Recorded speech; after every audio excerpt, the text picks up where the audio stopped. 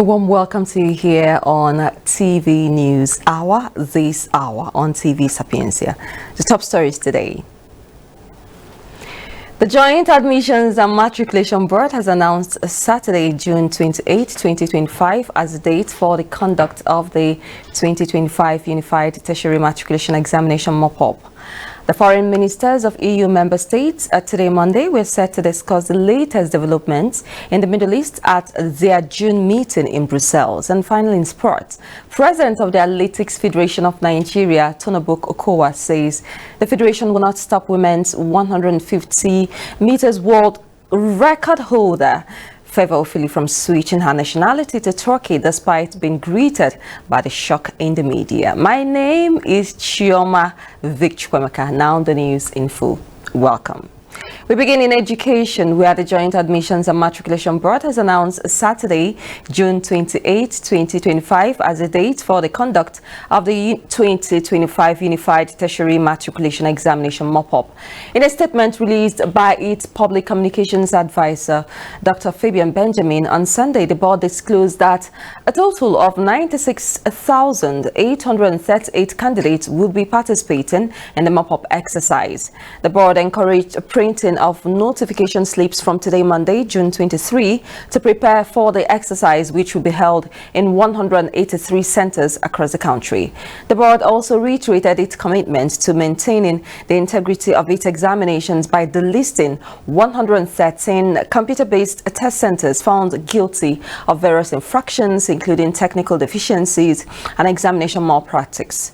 The statement said the centers were under investigation, adding that those found culpable will face prosecution. The statement said affected candidates earlier assigned to some deactivated examination towns will be reassigned to the nearest available examination towns. The board also appealed for understanding from the public. We move right now to Enugu State, where the state governor, Peter Mba, has granted pardons to 11 inmates in Enugu aimed at decongesting the state's correctional facilities. Uche Anichukwu, the senior special assistant to Mba on external relations, disclosed this in a statement on a Sunday yesterday in Enugu. Anichukwu said that the gesture was a step towards giving the beneficiaries another opportunity to live a better life as members of the society. He said the beneficiaries of the clemency were conveyed to the State Attorney General and the Commissioner for Justice, Kingsley Ude, by the Chief of Staff to Mba, Mr. Victor Ude. He explained that the governor's decision was an exercise of his prerogative of mercy powers under Section 212 of the 1999 Constitution of the Federal Republic of Nigeria as amended. In Anambra State right now, the governor's wife, Dr. Noye Soludo, has described the record achieved by students of St. John Vianney Science College, Ukulu, at the inaugural UK-Nigeria Debate Championship as one great pattern which is familiar with Anambra. That's only Anambra State. Mrs. Soludo stated this in a statement she released in Oka to congratulate the students who emerged the overall winner in the Global Debate Tournament, beating counterparts from both Nigeria and the United Kingdom to clinch the coveted prize. According to the event announcement, the competition was jointly organized by Bring It On Africa and Debate Meet UK and was designed to foster cross-cultural dialogue and sharpen the critical thinking, oratory and reasoning skills of students from both countries. In her message, Mrs. Soludo stated that the feat is only relatable to Anambra, a state she described as the molding ground for exceptional talent and record setters who are tapping greatly from the abundant opportunities the Soludo administration is offering. Still in Anambra State, the State Police Command on 22nd of June 2025 confirmed the release of the abducted NDLEA Anambra State Director, Mr. Daniel Onyishi. It will be recalled that the victim was abducted in the early hours of 12th of June 2025 along Winners Road, Oka. He is currently in safe custody and receiving medical attention. The police, in collaboration with sister agencies, especially the high-powered covert operatives of the NDLEA, led by Mrs. Florence Ezonye, the Zone 12 commander of the NDLEA, complemented the aggressive rescue efforts which helped the victim's safe return. Meanwhile, The Commissioner of Police, CP Ikonye Orutogu, has briefed the Police High Command on the development and activated the IGP's directive to ensure that the perpetrators are brought to book. We'll take a break right now. When we return, we'll move to the weatherman, where the Nigerian Meteorological Agency has forecast a mix of sunny, cloudy, and rainy weather conditions across the country from today, Monday to Wednesday. These and other stories will come your way after this time out. Please do stay with us. Thanks for still being here with us on the news. Now to the weatherman to know exactly the latest. The Nigerian Meteorological Agency has forecast a mix of sunny, cloudy, and rainy weather conditions across the country from today, Monday to Wednesday. In its weather outlook released yesterday, Sunday, it actually said in Abuja, NIMET predicted sunny skies with patches of cloud over the northern region during the morning hours. NIMET said by afternoon and evening, isolated thunderstorms with a moderate rain will be expected in parts of Taraba, Bauchi, Gombe, Kano, Katsina, Sokoto, Adamawa, Kebbi, and Kaduna State. According to the agency, on Tuesday, thunderstorms with light rain are expected over parts of Sokoto, Zamfara, Kebbi, Katsina, Kano, and Jigawa, with other areas in the north experiencing sunny weather with patches of cloud in the morning. NIMET advised the public to take precautionary measures as strong winds might precede thunderstorms. It said loose objects should be secured to avoid damage. The agency also urged people to avoid driving during heavy rain, disconnect electrical appliances during thunderstorms, and stay away from tall trees due to the risk of falling branches. The program manager, Impact Development Initiative, KDI, Abiodun Banjoko, has noted that democracy is only as strong as the voices that engage with it. He made this known at the Niger Election Okadem Talks Youth Outreach program held recently in Oka.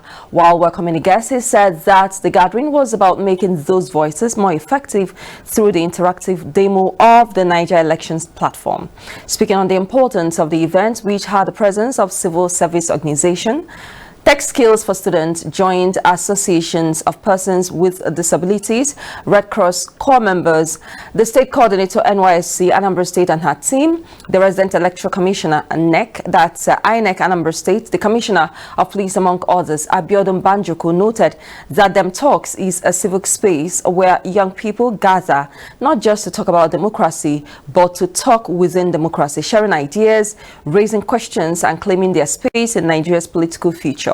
The State Director, National Orientation Agency, Anambra State, Edozie Ajewu, expressed gratitude to Impact Development Initiatives for convening the program tagged Niger Elections Okadem Talks Youth Outreach Program, noting that in this contemporary digital society, where technological advancements have had significant innovations in democratic processes and elections, the development of artificial intelligence will enhance electoral and democratic information.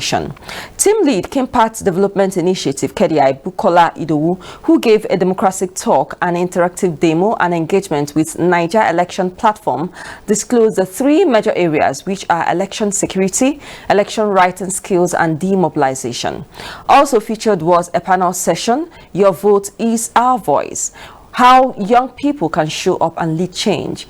The Joint Association of Persons with Disabilities, JAMB, represented by Augusta Nwanopara, pleaded with INEC to always consider people with disabilities during electoral processes or voting.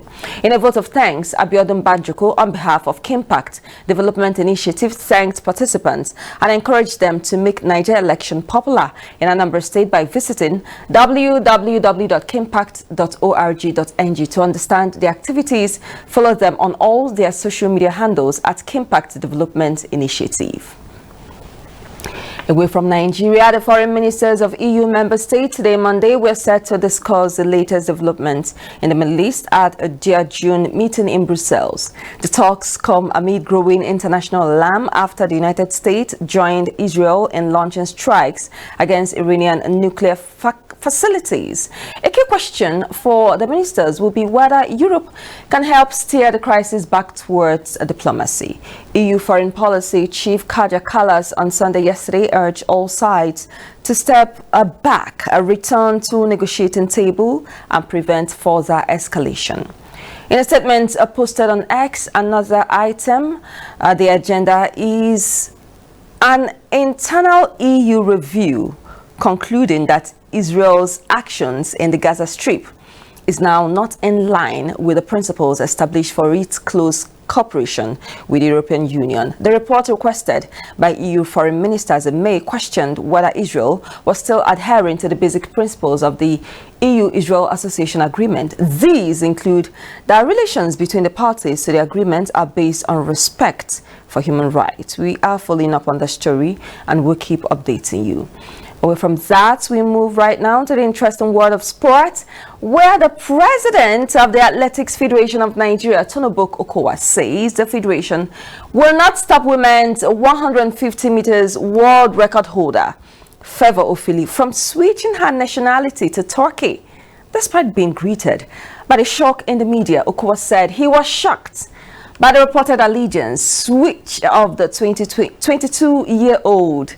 As the federation awaits correspondence from the world athletes, Ofili was said to have switched her allegiance to the European country just 3 months before the 2025 World Athletics Championships in Tokyo. The 22-year-old switch was first announced by Jamaica-based journalist Keyon Reno, who reported that the 22-year-old Ofili has advised the Athletics Integrity Unit of her frustration with the Nigerian Athletics Federation. In the wake of the development, Okowa, who admitted that the AFN had let the athlete down on different occasions, said he was surprised as the athlete has also been paid training grant this year. Meanwhile, the World Athletics still lists Ofili as a Nigerian athlete on its profile. The 22-year-old is one of the Nigerian athletes who have qualified for the World Championships, which will be held from September 13 to 21 in Tokyo this year, 2025. The Turkish athletics body has been shopping for athletes this year, including Jamaicans, and reportedly pays as much as $500,000 to foreign athletes to switch allegiance to the European country.